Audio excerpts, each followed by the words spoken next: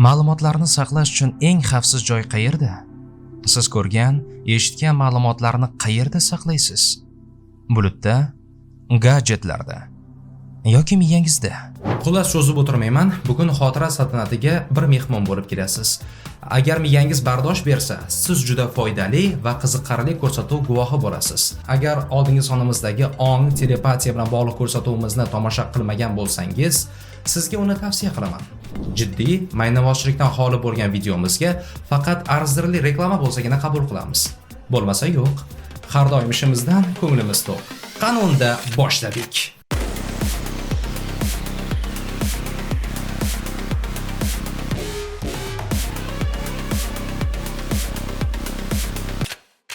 Xotira idrok etilgan narsa va hodisalarni yoki o'tmish tajribalarini esda qoldirish va zarur bo'lganda tiklashdan iborat psixik jarayon. Psixik jarayon emas, xotira eng yaxshi damlarni yodimizda qoldiradi. U nerv sistemasi xususiyatlaridan biri bo'lib, tashqi olam voqealari va organizm reaksiyalari haqidagi axborotni o'zida uzoq muddat saqlaydi. Gapni postkalasini aytganda, esda olib qolish, esda saqlash va kerakli lahzada ma'lumotni yana esga tushirish xotira deb ataladi. Xuddi kompyuterda qattiq disk bo'lgani kabi, inson miyasida ham yumshoq disk bor. Tarixda xotira haqidagi dastlabki qarashlar sharq mutafakkirlari va yunon faylosuflari, jumladan Aristotel va boshqalarda ham uchraydi. Jumladan Farobiy xotiraga bilishdagi aqliy rivojlanishdagi tarkibiy qism sifatida qarab, xotirani faqat insonga emas, hayvonga ham xos xususiyat ekanligini alohida ta'kidlagan. Xotiraning fiziologik asosi bosh miya yarim sharlari po'stlog'ining vaqtinchalik bog'lanishi va ularning keyingi faoliyatidan iborat. Xotira ko'lami axborotlarning uzoq muddat va mustahkam saqlanishi, shuningdek muhitdagi murakkab signallarni idrok etish va adekvat reaksiyalarni ishlab chiqish, bosh miya nerv hujayralari, ya'ni neyronlar sonining ko'payib borishi hamda ularning strukturasi murakkablashuv jarayonida o'sib boradi. Hech vaqt tushunmadingizmi? Unda gapimni qaytadan takroran eshiting, hammasi oydinlashadi. Chuqur nafas oling. Miyangizda kislorod yetib boradi. Miyangizda havo bormi? Unda sizda jiddiy muammolar bor. Hazillashdim, davom etamiz. Fiziologik tadqiqotlarda qisqa va uzoq muddatli xotiralar qayd etilgan. Qisqa muddatli xotirada axborotlar bir necha daqiqadan bir necha 10 minutgacha saqlanadi.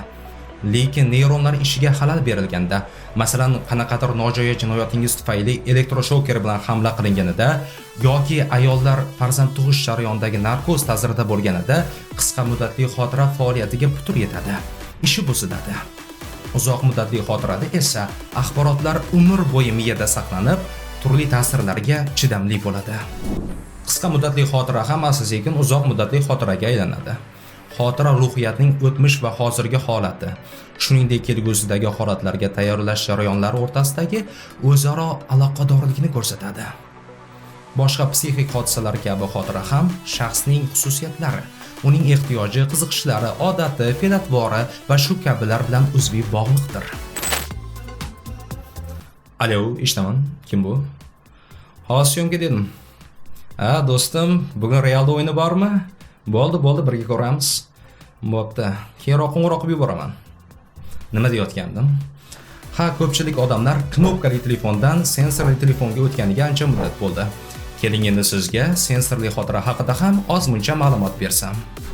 Sensorli xotira ma'lumotlarning taassurotlarini eslab qolishga yordam beradi.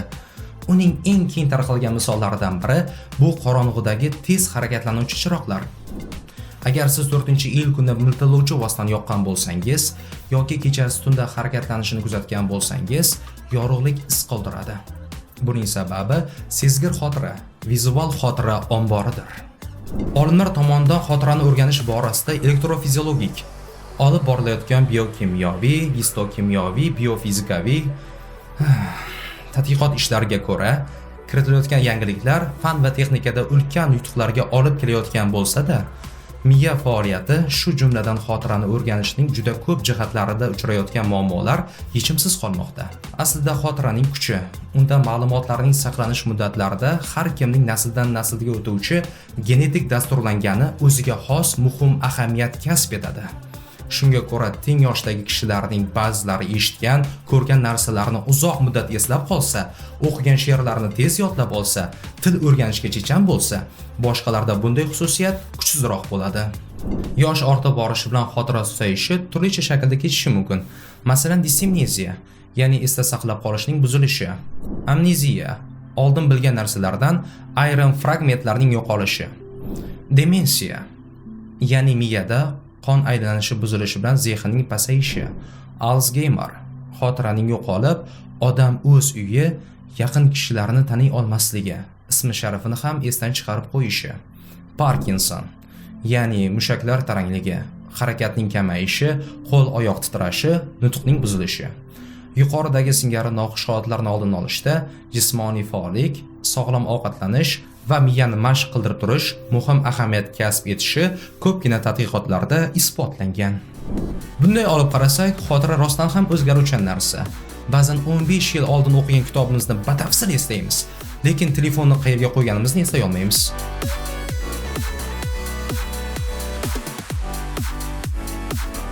Mana men telefonni topdim. Yoshlikda hamma narsa yodimizda turgandek tuyuladi, ammo yosh o'tgan sari xotira ham sustlashadi, o'ziga e'tibor talab qiladi. Siz yetarlicha uxlamaysiz. Ha, chunki biz kun bo'yi dublyaj, syomka, YouTube ishlari bilan band bo'lamiz. Bitta yaxshi uxlamasam bo'lmaydi. Aytgancha, tushlar bilan bog'liq dahshatli ko'rsatuv havolada bor. Ko'ringlar, zo'r chiqqan.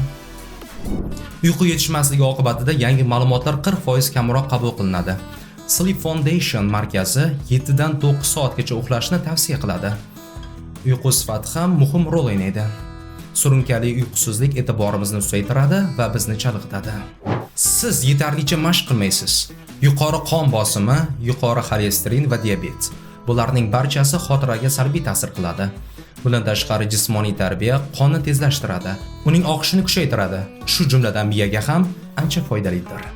Depressiya va allergiyaga qarshi dorilar, qon bosimi stabilizatorlari va boshqalar tinchlantiruvchi xususiyatlari tufayli xotiraga xalaqit berish ham mumkin.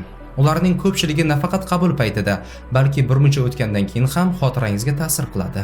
Bu esa ba'zida jiddiy oqibatlarga olib kelishi ham mumkin. Texnologiya rivojlangani sari insonlar xotirasining ma'lum qismini gadjetlarga ko'chirishdi. Shuningdek, xotira va hayotingiz bir maromda kechishida predmetlar o'z joyida tursin. Ish stolingiz tartibli bo'lsin. Narsalarni yozib borish uchun organizer yoki elektron kalendardan foydalaning. Yozilgan narsa unutilmaydi, joyida turgan narsa yo'qolmaydi. Tashvish, surunkali stress ichki xotiramizni to'liq egallaydi. Sirena chalinganida siz musiqa tinglay olmaysiz. Xuddi shunday, miyamiz ham tashvish va stressni boshdan kechirish bilan to'liq band bo'lganida boshqa narsalarni eslashni rad etadi. Vazifalar, bosh qotirmalar, questlar. Xotira ham har qanday mahorat kabi mashg'ulotga muhtojdir. Aqliy dam olishga harakat qiling. Akumura xotira klinikasi direktori Ayumi Akumura ta'kidlashicha, oxirgi vaqtlarda xotirasiga zarar yetgan odamlar soni ko'paygan. Klinikaga asosan 30 yoshdan 60 yoshgacha bo'lgan bemorlar murojaat qilishmoqda. Shifokorlar bu holatni odamlar telefon va kompyuterlardan faol foydalana boshlagani bilan izohladi. Haddan ortiq ma'lumotlar olinishi natijasida miya charchaydi. Odam miyasi bu qadar ko'p ma'lumotni qayta ishlay olmasligi natijasida axlat qutisiga aylanadi, deydi Akumura. Odamlar ovqatlanish vaqtida, ishda va televizor ko'rish asnosida telefondan foydalanmaslikni maslahat berishdi. Aslini olganda zamonaviy uskunalardan faol foydalanish zo'riqish gormoni, kortizol miqdorining oshishiga olib keladi. Internet bizga ma'lumotlar olish uchun erkinlik berdi va unda yaxshi xabarlarni ham, insonlarni asabini junbishga keltiruvchi yomon xabarlarni ham ko'ramiz. Tadqiqotlardan ma'lum bo'lishicha, bir kunda 3 soatdan ko'p vaqt davomida kompyuter yoki telefonda o'yin o'ynaydigan bolalarda zo'riqish gormoni me'yordagidan 3 barobar yuqori bo'lar ekan. Menga ishoning, siz ko'p narsalarni bilasiz, lekin tezda unutasiz. Birorta yangi narsa bilan tanishganimizda olingan ma'lumotni xotiraga ko'chirish uchun miyamizga vaqt kerak bo'ladi. Lekin texnologiyalardan muntazam foydalanish bu jarayonga xalaqit beradi. Bir kunda 8-9 soat davomida kompyuter monitoriga termilib o'tiramiz. Uyga yetgunimizgacha telefonimizda internetga kiramiz. Uyda esa televizor qarshisida ovqatlanamiz va uxlaymiz. Ertasiga yana shu holat davom etadi. Olimlarning fikricha, bunday hayot tarzi miyani ishdan chiqaradi. Unda nima qilish kerak? Yaqiningizdan ham ko'proq yoningizda bo'ladigan telefondan voz kechib, bunday oilaga ham e'tibor berish kerak. Ilmni boyitib borish kerak. Nufuzli universitetlarga o'qishga kirish kerak. Eng mashhur va g'ayritabiiy oliygohlar haqidagi ko'rsatuvimiz havola ortida turibdi. Nevrologlarning ta'kidlashlaricha, telefon, planshet va kompyuterlardan chiqadigan yorug'lik Uyqu gormoni melatonin ishlab chiqarilishini sekinlashtiradi. Tun kirishi bilan miyada melatonin ishlab chiqarila boshlaydi va tanamizga uxlash vaqti bo'lganini buyuradi. Yorug'lik esa miyani hali kech kirmagan deb hisoblashga majbur qiladi. Har safar uxlash oldidan telefonga termulish miyani dam olmaslikka majburlaydi. Uyqu yetishmasligi esa tushkunlik va asabiylikka olib keladi. Yana o'sha tadqiqotlar natijalariga ko'ra, internetga tobe insonlarning miyasi xuddi giyohvandlarning miyasi kabi ko'rinishda bo'lar ekan. Internetdan erkin foydalanish imkoniyati unga mutelikdan qutulishga imkon bermaydi. To'g'ri, biz giyohvandga aylanib qolmaymiz, lekin miyamizda salbiy o'zgarishlar yuzaga keladi. Albatta, internetdan to'g'ri foydalanish kerak, sifatli va foydali kontentlarni ko'rish kerak. Agar siz bu videoni ko'rayotgan bo'lsangiz, demak siz internetdan to'g'ri foydalanyapsiz. Gadjetlarni shuncha yomonladik, endi uning ozgina ijobiy jihatlarini ham aytib o'tish kerak. Geymerlarning miyasi skaner qilinganda kompyuter o'yinlari miyadagi kulrang modda miqdorini oshirishi aniqlangan. Yuqorida aytib o'tilgan fikrlar sizni cho'chitib yuborgan bo'lsa, mazkur fikr sizga taskin berishi mumkin. Kompyuter o'yinlari me'yorida o'ylanadigan bo'lsa, aqliy salohiyat rivojlanadi. Demak, endi men PlayStation o'ynayman. Siz o'zingizga o'xshagan mashinalarni yaratdingiz. Siz ularni aqlli, itoatkor va o'z xohishidan mahrum qildingiz. Boshida videoni foydali bo'ladi degan edik. Keling, xotira mustahkamlaydigan mahsulotlar ro'yxatini bilib olsak. Olma. U nega kerak? Taomnomangizga e'tibor bering. Unda albatta olma bo'lishi kerak. Olma temir kabi muhim makroelement yetishmasligini to'ldirishga yordam beradi. Meva tarkibida miya hujayralarini erkin radikallarning salbiy ta'siridan himoya qiluvchi maxsus moddalar mavjud. Karam, ismaloq va brokkoli kabi sabzavotlar miya salomatligi uchun muhim bo'lgan ozuqalardir. Karam miya faoliyatini me'yorlashtiradi, asab tizimidagi yosh bilan bog'liq bo'lgan muammolarni bartaraf etishga yordam beradi. Antioksidantlarga boy bo'lgan pomidor unutuvchanlikka qarshi kurashadigan mahsulotlar qatoriga kiradi. Bu miya emas, yong'oq. Jag'imiz og'rib ketsa ham bu haqda gapirmasak bo'lmasdi. Yong'oq xotirani yaxshilovchi mahsulotlar orasida yana bir foydali mahsulot bo'lib, u dopaminga boy hisoblanadi va fikrlash qobiliyatini yuksaltiradi. Shuningdek, uning tarkibida litsin miya faoliyatini yaxshilaydi va xotirani kuchaytirishga yordam beradi. 5 dona yong'oq 1 sutkalik me'yor.